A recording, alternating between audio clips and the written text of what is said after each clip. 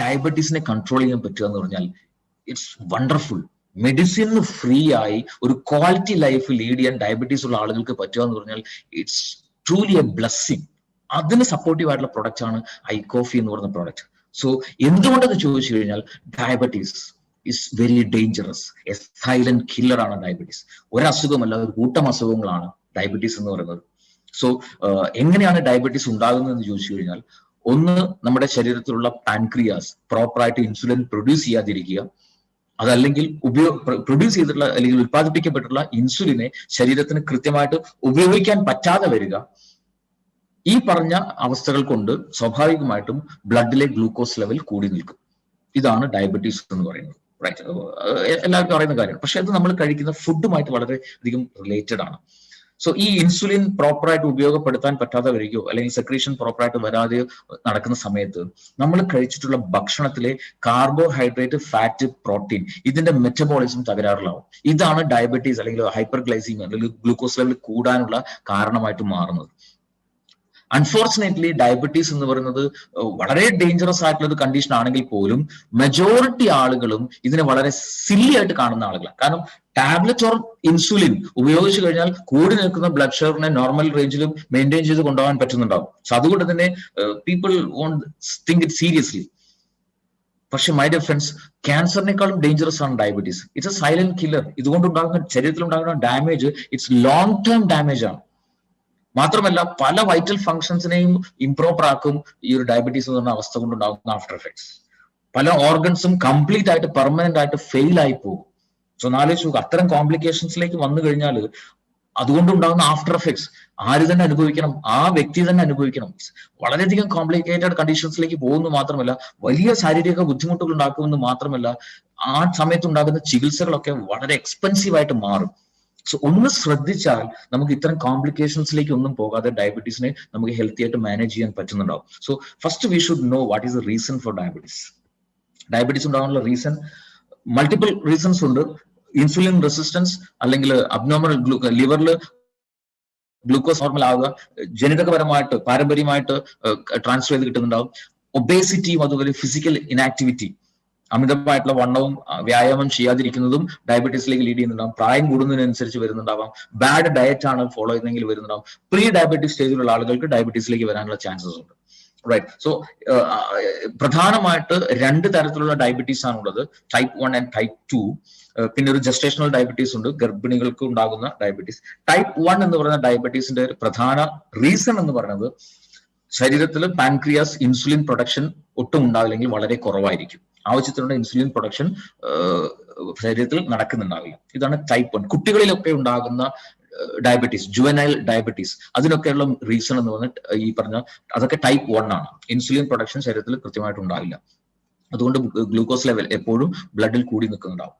Type 2 എന്ന് പറയുന്ന diabetes ആണെന്ന് മെജോറിറ്റി ആളുകൾ, ഓൾമോസ്റ്റ് 90% ആൾക്കാരിൽ ഉള്ളത് ടൈപ്പ് 2 എന്ന് പറയുന്ന ഡയബറ്റീസ് ആണ്. അതൊരു ലൈഫ് സ്റ്റൈൽ കൊണ്ട് തന്നെ വരുന്ന ഒരു ചേഞ്ചസ് ആണ്. സോ അതിന്റെ റീസൺ എന്താണെന്ന് ചോദിച്ചു കഴിഞ്ഞാൽ, ശരീരം ഇൻസുലിൻ ഉൽപ്പാദിപ്പിക്കുന്നുണ്ടാവും, പക്ഷെ ആ ഇൻസുലിനെ പ്രോപ്പർ ആയിട്ട് ശരീരത്തിന് ഉപയോഗിക്കാൻ സാധിക്കുന്നുണ്ടാവില്ല. ഇൻസുലിൻ റെസിസ്റ്റൻസ് സിൻഡ്രോം എക്സം എന്ന് അറിയപ്പെടുന്നുണ്ട് അത്. സോ ശരീരം തന്നെ ഇൻസുലിനെ റിജക്ട് ചെയ്യുന്നുണ്ടാവും. സോ എങ്ങനെയാണ് അത് സംഭവിക്കണമെന്ന് ചോദിച്ചു കഴിഞ്ഞാൽ, അല്ലെങ്കിൽ അത് എങ്ങനെ ഈ ഡയബറ്റീസിലേക്ക് ലീഡ് ചെയ്യുന്നു എന്ന് ചോദിച്ചു കഴിഞ്ഞാൽ, ഒരു സിമ്പിൾ ആയിട്ട് ഞാൻ പറയാം. നമ്മൾ കഴിക്കുന്ന ഭക്ഷണം, ആ ഭക്ഷണം അത് ഗ്ലൂക്കോസ് ആയിട്ട് കൺവേർട്ട് ആകും. ബ്ലഡിലൂടെ അത് നമ്മുടെ ശരീരത്തിലുള്ള കോശങ്ങളിൽ ചെല്ലണം. നമ്മൾ ശ്വസിക്കുന്ന വായു അതുപോലെ ബ്ലഡിലൂടെ കോശങ്ങളിലേക്ക് ചെല്ലുന്നുണ്ടാവും. ഈ കോശങ്ങളിൽ മൈറ്റോകോൺട്രിയ എന്ന് പറയുന്ന ഒരു ഫർണസ് പോലത്തെ ഒരു ഭാഗമുണ്ട്. അവിടെ ഓക്സിജന്റെ സഹായത്തോടു കൂടി ഈ ഗ്ലൂക്കോസ് കത്തും. എനർജി, വാട്ടർ, കാർബൺ ഡയോക്സൈഡ്, ഈ മൂന്നും ഉണ്ടാകും. കാർബൺ ഡയോക്സൈഡ് നമ്മൾ പുറത്തേക്ക് കളയും, എനർജിയും വാട്ടറും ശരീരം ഉപയോഗിക്കും. ഇതാണ് നോർമൽ പ്രൊസീജിയർ. റൈറ്റ്. ഇവിടെ ഇൻസുലിന്റെ റോൾ എന്താണെന്ന് ചോദിച്ചു കഴിഞ്ഞാൽ സിമ്പിൾ. നമ്മുടെ ശരീരത്തിലുള്ള ഒരു കോശം അതൊരു റൂമായിട്ട് സങ്കല്പിക്കുക. ആ റൂം ഡോർ ഉണ്ട്, അത് ലോക്ക് ചെയ്തിരിക്കുകയാണ്. താക്കോലും പൂട്ടും ഉപയോഗിച്ചിട്ട് ലോക്ക് ചെയ്തിരിക്കുകയാണ്. റൈറ്റ്. ഗ്ലൂക്കോസിനെ അകത്തേക്ക് കയറണമെങ്കിൽ ഈ ഡോർ തുറക്കണം. ഈ ഡോർ തുറക്കാനുള്ള താക്കോലാണ് ഇൻസുലിൻ. റൈറ്റ്. സോ ഗ്ലൂക്കോസ് ബ്ലഡിൽ വരുന്ന സമയത്ത് ആവശ്യത്തിനുള്ള ഇൻസുലിൻ പാൻക്രിയാസ് പ്രൊഡ്യൂസ് ചെയ്യുന്നുണ്ടാവും. ഈ ഇൻസുലിൻ അവിടെ ചെല്ലുന്നു. ഇൻസുലിനെ സ്വീകരിക്കുന്ന ഒരു ഭാഗമുണ്ട്, ഇൻസുലിൻ റിസപ്റ്റർ എന്ന് പറയുന്ന ഒരു ഭാഗം കോശങ്ങളിൽ ഉണ്ടാവും. അവിടെ ഇൻസുലിൻ എത്തുമ്പോൾ ഈ ഡോർ ഓപ്പൺ ആവും, ഗ്ലൂക്കോസ് അകത്തേക്ക് പോകും. Normal procedure, right? So my dear friends, നമ്മൾ ചിന്തിച്ചു നോക്കുക, ചില സമയത്ത് നമ്മൾ ഈ താക്കോൽ ഉപയോഗിച്ച് പൂട്ട് തുറക്കുന്ന സമയത്ത് ആ ലോക്ക് ചിലപ്പോൾ പ്രോപ്പറായിട്ട് അത് തിരിക്കാൻ പറ്റില്ല, അല്ലെ? അതിന്റെ ഉള്ളിൽ എവിടെയോ സ്റ്റക്ക് ആയത് കാരണം നമുക്ക് താക്കോൽ ഉപയോഗിച്ച് അത് തുറക്കാൻ പറ്റില്ല, സ്റ്റക്ക് ആയിട്ടുണ്ടാവും. അങ്ങനെ തുറക്കാൻ പറ്റാത്തതുകൊണ്ട് തന്നെ ഡോർ ഓപ്പൺ ആവില്ല. എന്നതുപോലെ ഇൻസുലിൻ റിസപ്റ്റേഴ്സിന് എന്തെങ്കിലും ഡാമേജ് സംഭവിച്ചു കഴിഞ്ഞാൽ ഈ വന്ന ഇൻസുലിനെ ആ കോശം റിജക്ട് ചെയ്യും, റെസിസ്റ്റ് ചെയ്യും, തടഞ്ഞു നിർത്തും. അപ്പോൾ സ്വാഭാവികമായിട്ടും ഡോർ ഓപ്പൺ ആവില്ല, ഗ്ലൂക്കോസിന് അകത്ത് പോകാൻ പറ്റില്ല, അത്രയും ഗ്ലൂക്കോസ് ബ്ലഡിൽ കൂടി നിൽക്കും. ഇതാണ് ഇൻസുലിൻ റെസിസ്റ്റൻസ്. ഇതാണ് ടൈപ്പ് 2 എന്ന് പറയുന്ന ഡയബറ്റീസിന്റെ ഏറ്റവും പ്രധാനപ്പെട്ട റീസൺ, റൈറ്റ്? സോ അവിടെ നമ്മൾ യഥാർത്ഥത്തിൽ ആ ഇൻസുലിൻ റെസിസ്റ്റൻസിനെ റിപ്പയർ ചെയ്യുന്നത് കൂടെ അത്യാവശ്യമാണ്, റൈറ്റ്? സോ എവിടെയാണ് നമ്മുടെ ഐകോഫി എന്ന് പറയുന്ന പ്രൊഡക്റ്റിന്റെ ഒക്കെ റെലവൻസ് വരുന്നത്? സോ അതിലേക്ക് നമുക്ക് അതിനെക്കുറിച്ച് ഡീറ്റെയിൽ ആയിട്ട് നമുക്ക് പറയാം. സോ ഡയബറ്റീസ് ഒരു എന്താ പറയാ, കൈപ്പേറിയ ഒരു സത്യമാണ്. ഇന്ത്യയിൽ ഡയബറ്റീസ് ഉള്ള ആളുകളുടെ എണ്ണം വലിയ രീതിയിൽ കൂടിക്കൊണ്ടിരിക്കുന്ന, ഡയബറ്റീസിന്റെ വേൾഡ് ക്യാപിറ്റൽ എന്നറിയപ്പെടുന്ന നമ്മുടെ രാജ്യമാണ്.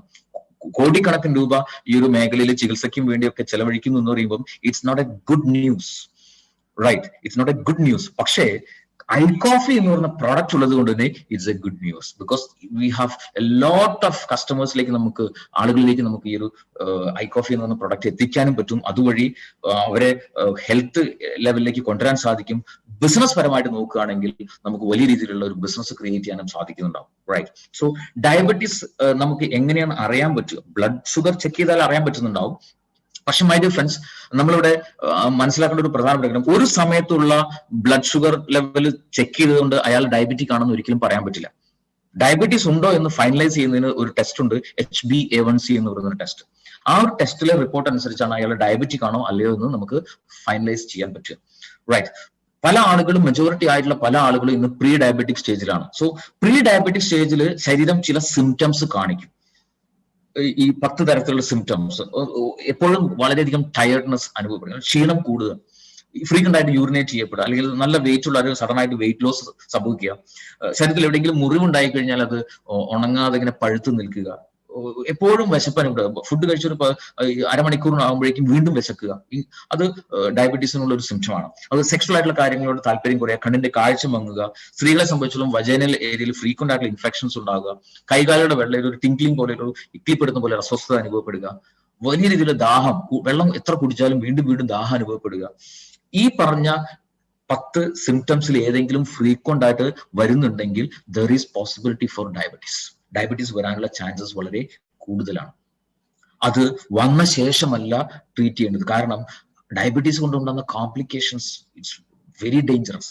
കാരണം ഈ ഷുഗർ ലെവൽ കൂടിയിട്ടുള്ള ബ്ലഡ് ആണ് എൻറ്റയർ ബോഡിയിലും ട്രാവൽ ചെയ്യുന്നത്. അതുകൊണ്ട് തന്നെ ഹെഡ് ടു ടോ എല്ലാ അവയവങ്ങളെയും ഇത് അഫക്ട് ചെയ്യും, എൻറ്റയർ ഓർഗൻസിനെ അത് അഫക്ട് ചെയ്യുന്നുണ്ടാവും. സോ ഡയബറ്റീസ് ഉള്ള ഒരു വ്യക്തി ഡയബറ്റീസ് കൊണ്ടല്ല മരണപ്പെടുക, അതിന്റെ ആഫ്റ്റർ എഫക്ട്സ് ആയിട്ടുണ്ടാകുന്ന ഈ കോംപ്ലിക്കേഷൻസ് മൂലമാണ് ആള് മരണപ്പെടുന്നുണ്ടാവുക.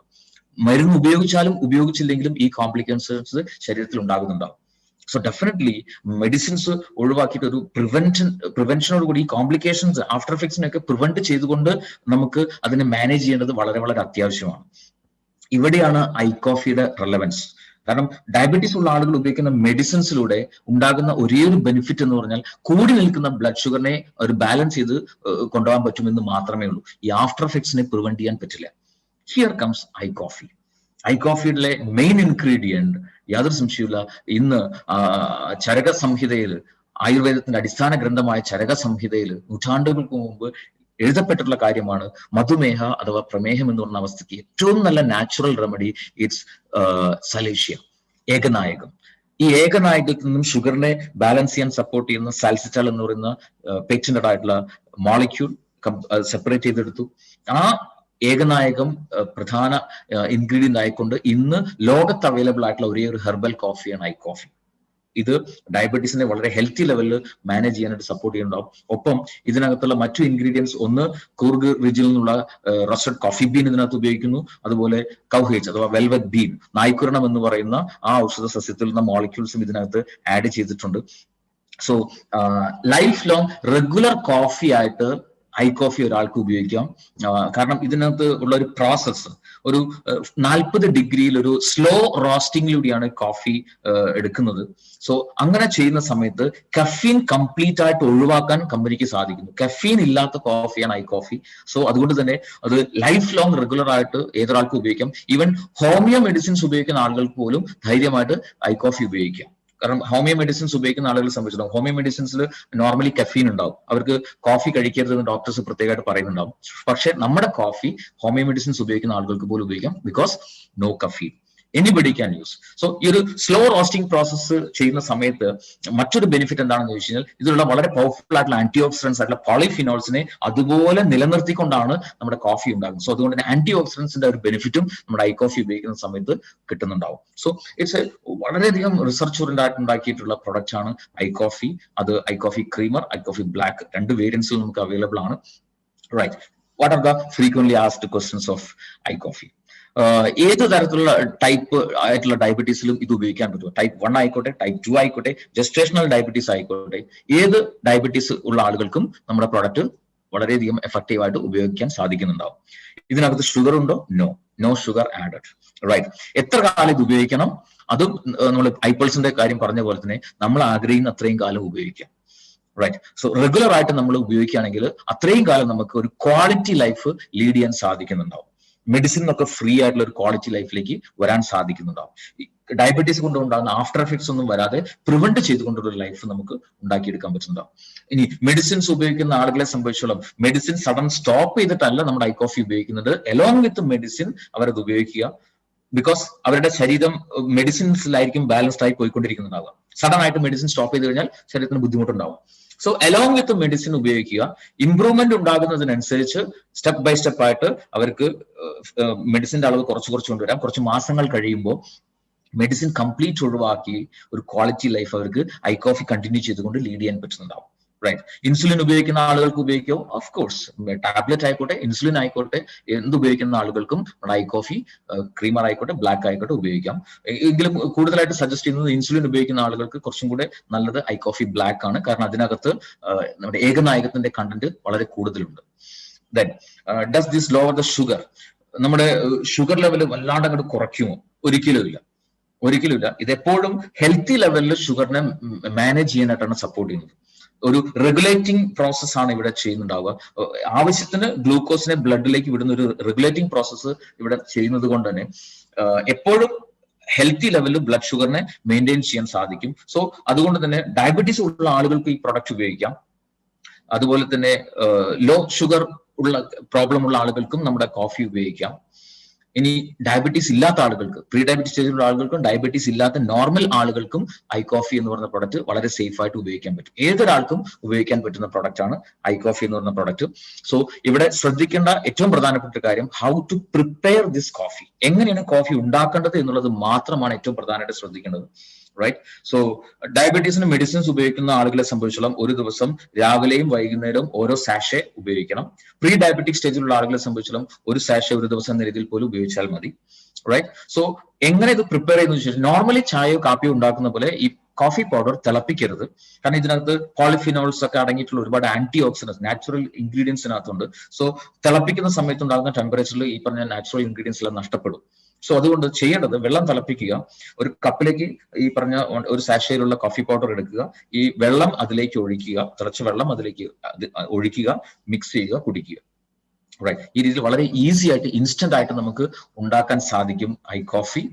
And it is very very tasty as well. ഒരു റിച്ച് കോഫിയുടെ ഓതന്റിക് ആയിട്ടുള്ള ഒരു ടേസ്റ്റ് ഒട്ടും കോംപ്രമൈസ് ചെയ്യാതെ ഒരു ഇന്റർനാഷണൽ ക്വാളിറ്റിയിലുള്ള ഒരു കോഫി കഴിച്ചുകൊണ്ട് വളരെ സിമ്പിൾ ആയിട്ട് കോഫി കഴിച്ചുകൊണ്ട് ഡയബറ്റീസിനെ മാനേജ് ചെയ്ത് മെഡിസിൻ ഫ്രീ ആയിട്ടുള്ള ഒരു ക്വാളിറ്റി ലൈഫിലേക്ക് ഏതൊരാൾക്കും വരാൻ പറ്റുമെന്ന് മാത്രമല്ല ഡയബറ്റീസ് വരാൻ സാധ്യതയുള്ളവർക്ക് അതിനെ പ്രിവെന്റ് ചെയ്തുകൊണ്ട് ഒരു ക്വാളിറ്റി ലൈഫ് ലീഡ് ചെയ്യാൻ പറ്റുന്ന wonderful and beautiful product, the one and only I coffee. Right.